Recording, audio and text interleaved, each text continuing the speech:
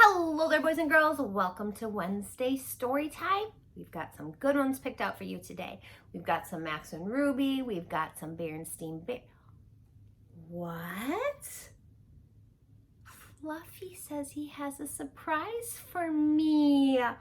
I love surprises. I wonder what it could be. Oh, Fluffy.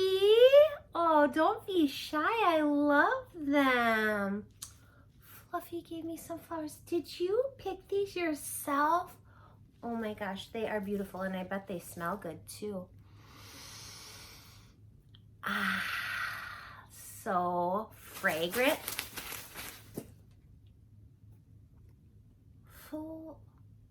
Fluffy.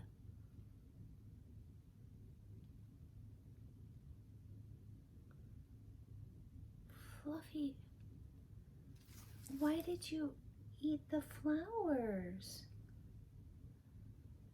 Oh, I know that they smell good, but like honestly, you can't just eat flowers just because they smell good. Flowers are for looking at and for smelling. Like you put them in a vase with some water. You don't like eat them like you haven't had a meal in a week. Oh, Fluffy. That is I don't want you to get sick. Okay. Well, Fluffy, I guess it's the thought that counts. Yeah, you did this. Oh, thank you. And I appreciate the flowers, and I'll yeah, put them in some water. Okay, thanks, Fluffy. All right, boys and girls. Well, they were good while they lasted. Let's move on to our books. We've got Max's Bath by Rosemary Wells and starring our good friends Max and Ruby. Max was still hungry after his strawberry jam and lettuce sandwich. "You're still hungry, Max," said his sister Ruby, "because your sandwich isn't in you, it's all over you. The jam is on your face, the lettuce is in your ears, and the bread is in your pocket. You need a bath, Max." Ruby ran the water. Max ate orange sherbet and drank grape juice. Max got into the tub.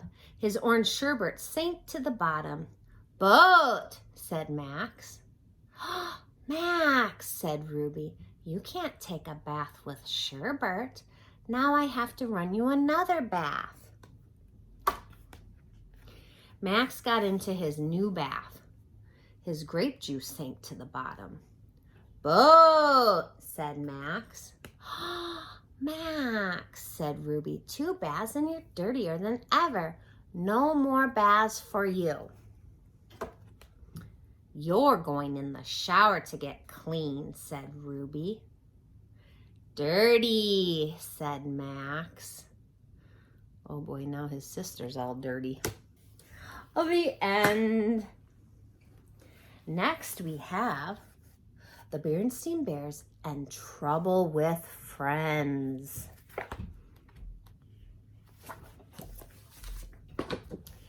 Sister and brother bear, who lived with their mama and papa in the big tree house down a sunny dirt road deep in bear country, were not only sister and brother, they were playmates, and they got along pretty well most of the time.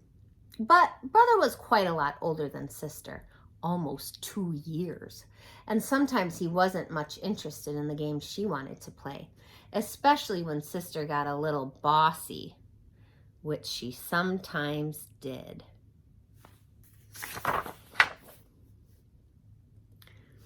"Now," she said one day as she came out of the treehouse with a big armload of her dolls and stuffed animals, "we're going to play tea party. You sit there and be the papa, and I'll sit here and be the mama." "Aw, gee, sis," said brother, "I'm too old to play tea party. Why, if Cousin Freddie or any of the guys saw me, I'd never hear the end of it. Why don't you find somebody your own age to play tea party with?" Besides, I have a date to go skateboarding with Freddie." And off he zoomed, leaving Sister all by her lonesome. "All right for you," she shouted. "Oh dear," said Mama, who was watching from the treehouse window. "There goes Brother off to play with Freddie again. I do wish Sister had somebody her own age to play with." "What about her school friends?" asked Papa, joining her at the window. "They all live too far away," sighed Mama as she watched lonesome Sister pick up her trusty jump rope and start jumping with a friendly frog. Soon a butterfly joined in. She has her forest friends, the frogs and butterflies to play with," said Papa. "Frogs and butterflies are all very well," said Mama, "but they're not the same as having a cub friend your own age."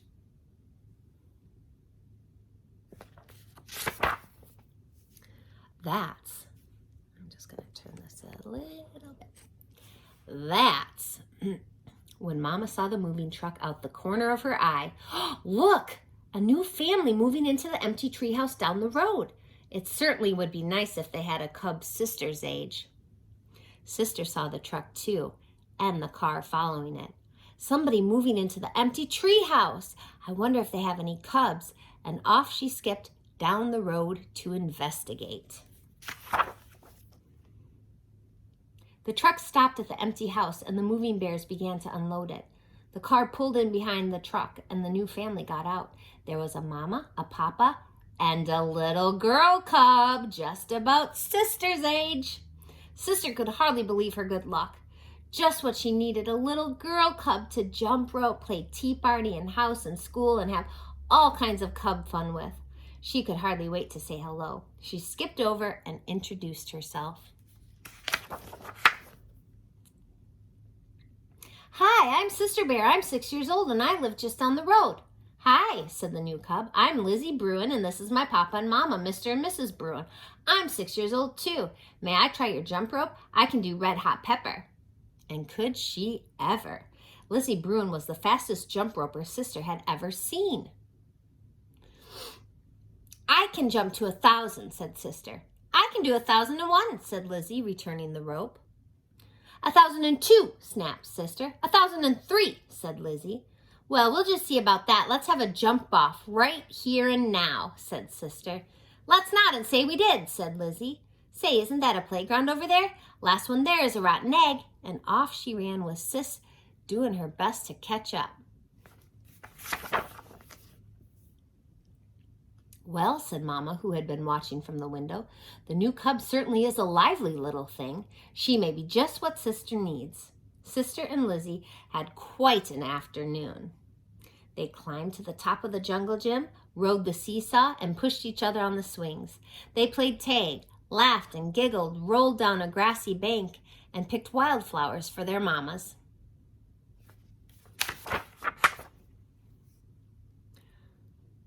"Why, thank you, Sister. How lovely," said Mama, putting her wildflowers in water.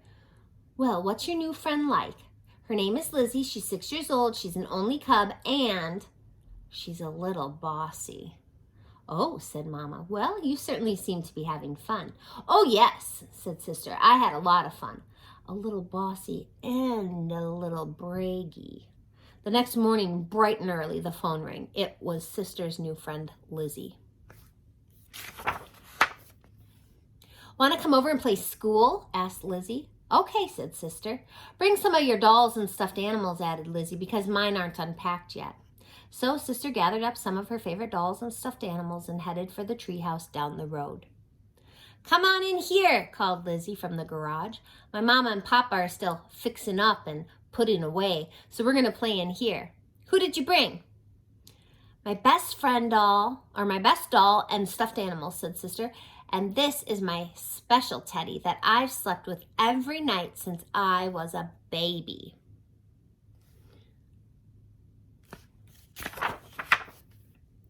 Lizzie had set up the garage like a schoolroom. There were boxes for the pupils to sit on, and there was another box for the teacher's desk. There was even a blackboard and chalk for lessons.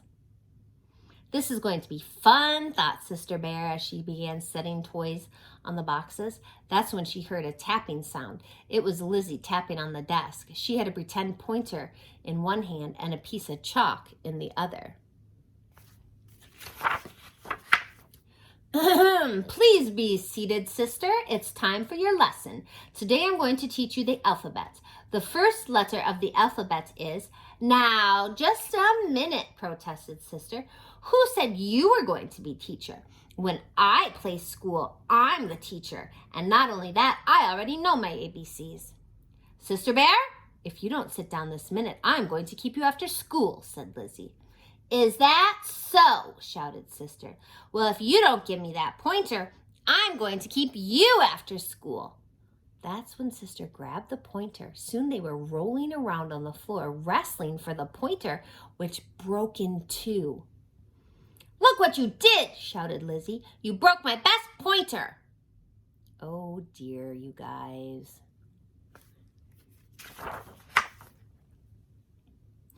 I'm not going to play with you ever again, shouted Sister, gathering up her toys. I'm going to take my dolls and go home. Sister's mad and I'm glad. You guys, that's teasing, shouted Lizzie as Sister marched out of the garage. Lizzie, Lizzie, in a tizzy, Sister shouted back. Uh-oh. Back so soon? Asked Mama when Sister returned looking like a storm cloud. I'm never going to play with that Lizzie Bruin again, shouted Sister. She's much too braggy and bossy. I don't need her to play school or anything else. It's much better playing by yourself. When you play by yourself, you can do what you want, when you want, without having to worry about that Lizzie Bruin. That's true, said Mama in a quiet voice. Of course, there are some things you really can't do very well by yourself.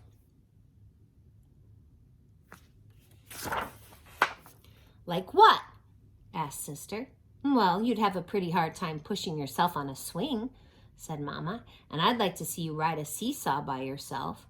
Most games like hopscotch and jacks take at least two to play, and it certainly is nice to have someone to laugh and giggle with. Maybe so, said Sister, but Lizzie is much too braggy and bossy. Why does she have to be the teacher when we play school? It seems to me, said Mama, taking Sister on her lap, that Lizzie isn't the only cub that's braggy and bossy sometimes. And, of course, there's one thing you can do much better by yourself. What's that, Mama? Be lonesome, said Mama quietly, and that's when somebody knocked on the door. It was Lizzie, and she was carrying Sister's teddy. When Sister took her dolls and went home, she forgot her teddy. And, well, I knew it was her special favorite teddy that she slept with since she was a baby, and I thought she might miss it. Why, thank you, Lizzie, said Mama. That was very thoughtful of you.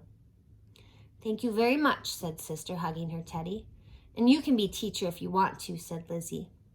Or, said Sister, we can take turns being teacher.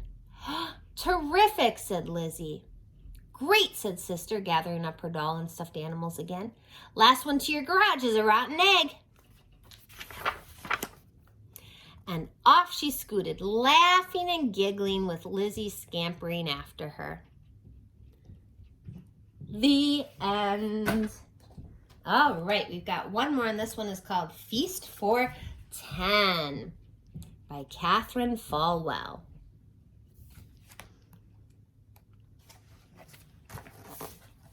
All right, this family is going to make a feast for 10 people. 1 cart into the grocery store. 2 pumpkins for pie. 3 chickens to fry. 4 children off to look for more. 5 kinds of beans. 6 bunches of greens. 7 dill pickles stuffed in a jar. 8 ripe tomatoes. 9 plump potatoes. 10 hands help to load the car. Then 1 car home from the grocery store. Look at the baby fell asleep on the way home. 2 will look, 3 will cook, 4 will taste and ask for more. 5 empty cans, 6 pots and pans. 7 more carrots to wash and peel.